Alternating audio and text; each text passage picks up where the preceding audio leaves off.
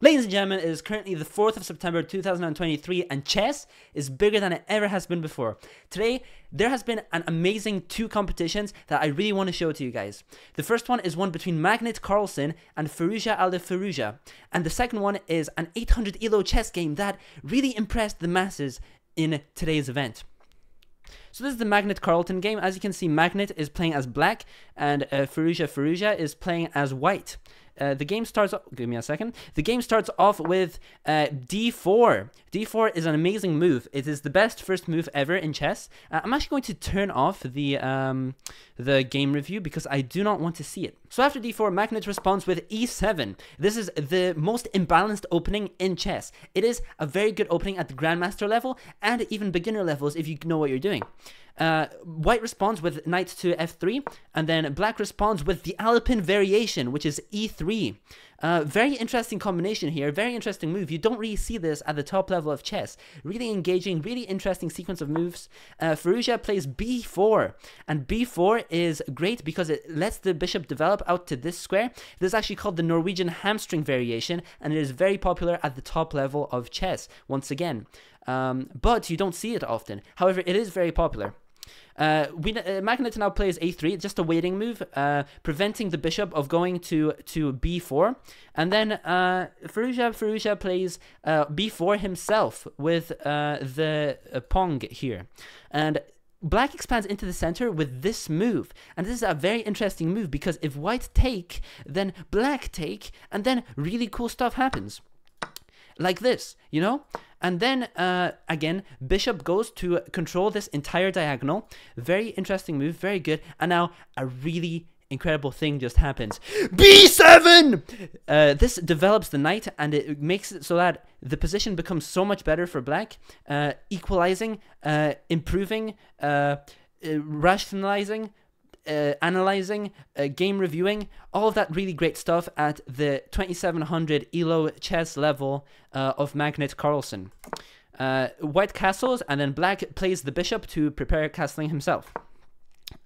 Magnus plays d7. d7 is it again opens up the center, controls a lot of squares because queen inevitably go out, or knight. You know, knight is very happy in center of board, so this is a move that Firouzja was really happy to make. Black castles, and then white expands with the knight onto e7, and e7 controls the d4 square and also the e5 square. Really good stuff from Firouzja. Again, Magnus Carlsen, beginner chess, very good stuff, very principled stuff. Develops the knight, gets out into the center of the board, amazing. Firouzja does something really interesting here, where he puts the knight on the edge of the board, and it makes it so that he attacks this pawn. This pawn can now be very fragile and be attacked. However, it is still defended. So perhaps Firouzja wants to develop an ongoing attack with like bishop to a3, or maybe pawn to b4. Really interesting. Nobody knows what's going on. This is the grandmaster level, so it's really engaging just listening and watching these players play the game. Black takes, white takes with knight. Knight's very happy in center of board. Now black doesn't take, but instead puts bishop out here, and bishop attacks queen, and then queen kind of have to move, because if white just go back, it block. It is okay move, to be fair. And instead, obviously, white goes back with the knight, and then it's different than going back to this way because now knight has different squares it can go to in the future. Really interesting game here. Magnus goes into the center of board with rook, and then Firouzja plays the white pawn. Now Magnus needs to move the bishop away. And the game kind of proceeds where black kind of puts rooks into center of board along with queen. Bishops kind of stay like a little bit cramped like this, but Magnus is a very advanced, experienced chess player, and he knows what he's doing. He's very comfortable with this sort of position. Firouzja goes back, again, copying Magnus Carlsen with the cramped style of the bishops next to each other. Really interesting. I have never seen anything like this in chess before. Now Magnus goes into the side of the board with the bishop. which is a perfectly reasonable move, controlling this square. And honestly, I actually don't understand the point of this move. This is a really advanced 2700 ELO Grandmaster game. And now the game kind of proceeds as you would expect from Magnet and Firouzja, constantly expanding into center, controlling, taking all of this amazing movement of the pieces in chess. And now Magnet trades the rooks because he thinks that one rook is better than two rooks in this position. And here Magnet goes back with the bishop, attacking the knight. And now the knight needs to move because then the rook can take, and then also the queen can take back. But then if the queen takes back, the bishop or the rook can also take. So this is a very dangerous position for Firouzja. And now Magnet, well, not Magnet, Firouzja defends this square and also constantly putting pressure on this knight on b4. If this knight falls, then queen goes out and it can become a target. And now obviously the queen goes to the side of the board again, putting pressure on this prong. However, this is actually a blunder, because if Magnet takes this prong, then the knight can also take it back, and then Magnet doesn't have a queen anymore. The game eventually goes on like this, and it ends with a checkmate, as you can see. The checkmate was really incredible, really gripping endgame, and Magnet again proves to us that he is the best chess player in the world. Really great position here.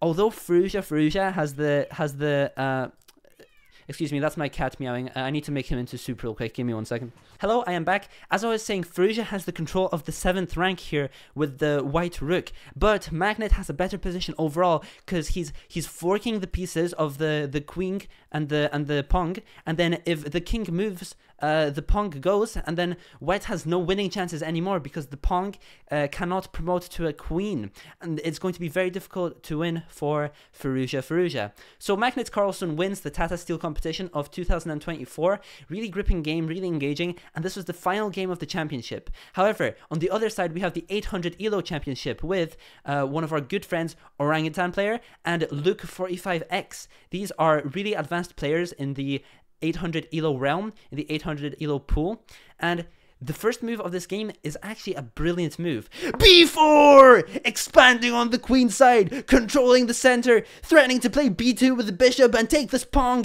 and then if the bishop moves, then the pawn goes, and then the rook goes. Oh my god, this is incredible stuff. All of this goes on from the first move of the game.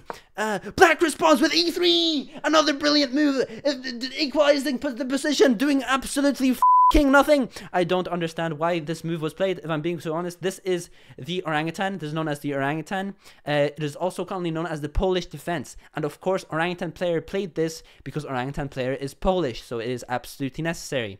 Then white continues to expand into the queen side with c4. Really advanced move, really interesting move. It is better in general in these positions to put the knight behind the pawn, because the pawn can then continue to control squares in front of the knight, and if the knight sits there without the pawn being expanded, then the pawn can't move there anymore. So then black responds by playing c3, another brilliant move, doing something absolutely incredible, blocking in the knight from the position, blocking in every single piece and every single developing possibility. This is not how you expand on the queen side, but black did it anyway because black is on another advanced level of chess that we cannot comprehend or understand, or both. White then just continues to develop normally with the bishop to b2, as you commonly see in the Polish opening / the orangutan position. Black then responds by playing this queen move, putting pressure on this pawn, but unfortunately white defends because white sees that even though white is 800 ELO. Incredible stuff. You don't usually get 800 ELO players that see this kind of stuff, but Orangutan Player is just built differently. He has won many games, has performed really well in this competition. By the way, this competition is the final competition that these 800 ELO players will ever play before they inevitably make another new account on chess.com and begin to cheat using the engine. Whoever loses is inevitably going to end up doing that. So this is a very high stakes game at the moment. Again, black just controls the file so that the white queen cannot move to c2. In these positions, the white queen likes going to c2 because then the queen can go out, control more squares, and put pressure and have threats. In general, it's just a good developing move. Now white can't do it anymore. So this was a very good move from the black pieces from Luke 45. Now, an absolutely incredible move. c7 with the knight, developing the position, developing the pieces, threatening to do many devious, incredible things to the black pieces. Black then responds by also developing the knight. Oh my god, that is incredible.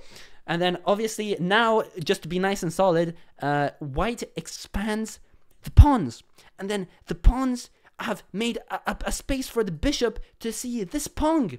And then if this pawn ever gets attacked, then the bishop takes and it's free development. Really, really good stuff. Really advanced stuff from Orangutan player here.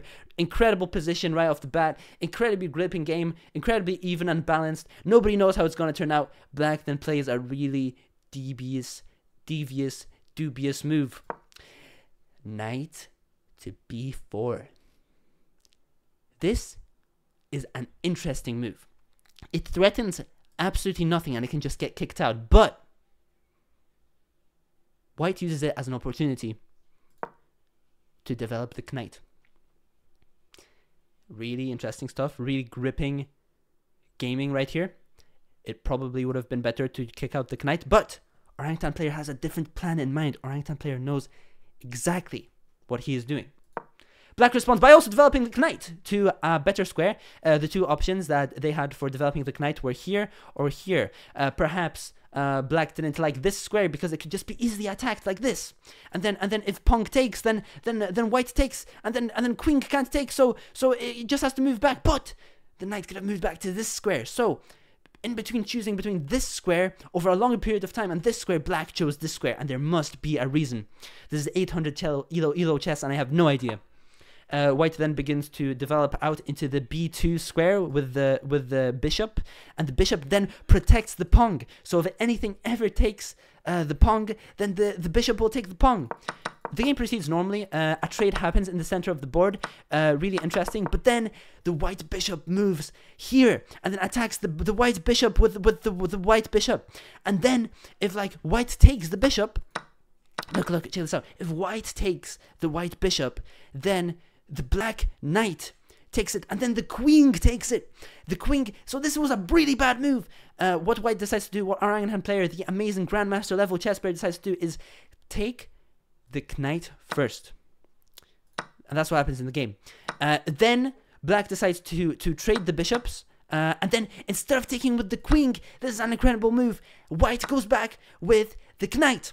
And the knight has a really good job here because the knight can go here and then here. And also, the point of this move was to continue pressure in the center and just have a really, really good position. That was the reason for the move. Black takes. White takes because the bishop was also getting that, and black didn't see that. Black is now in trouble. Black needs to get out the pieces, but needs to be careful because if black moves out bishop, then inevitably the whole plan of the Polish opening from the beginning, b7, will happen. And you don't want that to happen if you are the black player in this position. Bishop in the center of the board. It would be really nice if the knight and the bishop swapped in this position, but honestly, this is completely fine. This is a great moment that is happening in the game of chess right now.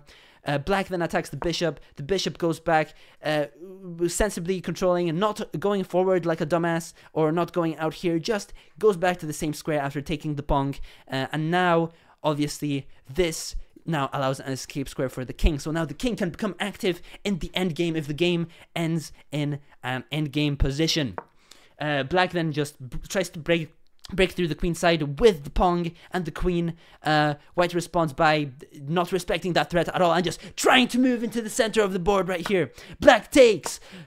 White doesn't even take. White moves with the brilliant move. That's a brilliant move because the queen has to move, and then the only square is like here maybe, or like here, or like that probably wasn't a good move actually. But yeah, queen goes, and then just keeps putting pressure on this pawn. Keeps putting pressure on this pawn, and then instead of defending, white just takes back, opening the lines for the rook so that the rook can get active in the game. Black takes that pawn as was threatened.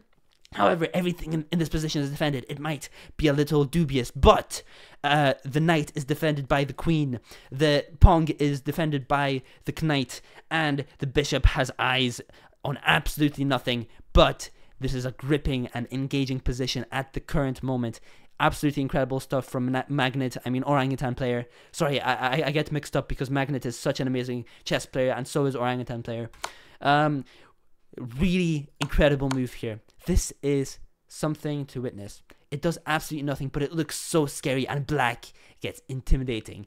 Queen to a5 check. The knight now has to move to a square that is safe and didn't take advantage of the position. Now white gets in with the queen on the 7th rank. This is incredibly dangerous stuff. Everything continues to be defended. As you might remember, the queen used to defend the knight from here. Now the queen defends the knight from here, and the other queen cannot take anymore. White still hasn't castled, but white doesn't need to castle. White has the entire situation under control. Black goes out with a5, creating an attack, and then for absolutely no reason, white sacrifices the knight! Oh my god! If pawn takes and bishop takes, then king takes. But white didn't realize, because white thought that because of the pin on the king here, the pawn would have to take, but the king can just take. This is incredible stuff. Oh my god.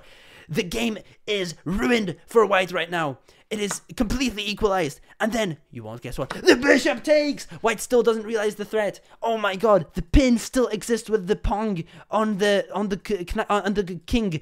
But the king, to white's demise, takes the bishop after this check. By the way, white cannot castle anymore, but the rooks are connected, so the game goes on. Okay, so in this current position we have the black queen in the center of the board, white rooks are connected, this bishop is absolutely doing nothing, the queen is on the 7th rank. I would say it's about even, but the evaluation I think in this position says that it's slightly better for black. I don't know why, because I am an 800 elo player just like the rest of these guys. This is a check, and it forces a trade of the queens, making the position even worse for white. That's a brilliant move. That's a brilliant move right there. It gets taken by the pawn, and then white just moves back with the king. The next sequence of events is the most brilliant chess I have ever seen in my life. Check this out. Rook to c1. Bishop to b2. Rook protects. Black tries to attack once again in the center. A check. Instead of these options, these are the best options in the position. This looks like the best move because it keeps the rooks connected, gets some activity for the king in the endgame. This move as well, continuing to protect this pawn. Black plays one of the worst moves on the board.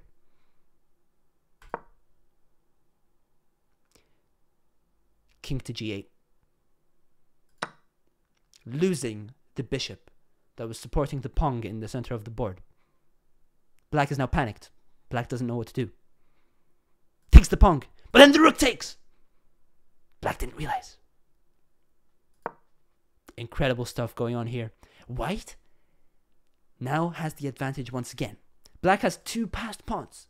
These pawns are available for promotion. This is actually quite an even position. White takes the pawn. Black plays a check with the rook. White just moves out the way. Calm, cool, collected, confident, no worries. Instead of trying to promote this pawn, black attacks the rook. Rook gives a check. White trades the rooks because one rook on both sides is better for white in this endgame. because black has 2 split pawns and they can't do anything, as opposed to 3 pawns on this side of the board. They're a cluster. They are menacing and they are threatening to move forward at any moment. White takes the pawn. All chances for black are gone in this position. And then over the next few moves, the game changes so that it only takes place in this small square of activity. This is what happens in the Norwegian hamstring, also known as the orangutan. White tries to trade the rooks, but then black declines the trade, gives a check instead. The king goes back, continuing to put pressure on this rook, and then preventing black from going to this square with the king, because this pawn can become weak. Very good move. Very good move from the one and only orangutan player 32. Black gives a check. White moves, still protecting the square, but now the king can move here, and it can become slightly dangerous. But black does exactly that. Actually, black does a pretty good move. However, white now wants to trade the rooks, and instead of declining the trade, black takes it. Black takes the trade. The king takes. Everything is defended in this position, except this pawn. Black could have taken this pawn. Instead, black just moves the pawn. Black just moves the only pawn that black had in this position. Just gave it away. Now, for white, this is easy. Black moves out the king for some reason. I don't think there was any other option, but black should have went here because it continues to like maybe threaten. I don't know. Black also tries to get out in the center of the board, but it's no use. White moves the king out. And again, preventing the black king from ever getting onto this side of the board and stopping the pawns. In this position, white moves 2 squares with the A pawn. Black moves and tries to take the B pawn and the E pawn. White just keeps moving. And then eventually gives away both of the pawns, but it's okay because white is promoting to a queen. And now a beautiful, complicated checkmate that no player apart from orangutan player can do. The king and queen checkmate. Knight opposition, beautiful stuff. This is exactly how I would do it. And now the black king only has 2 squares that can shuffle in between. White moves the king out and delivers a beautiful checkmate with pre-moves. As you can see, there has been no time spent on these moves at all. Amazing stuff. Get out of here.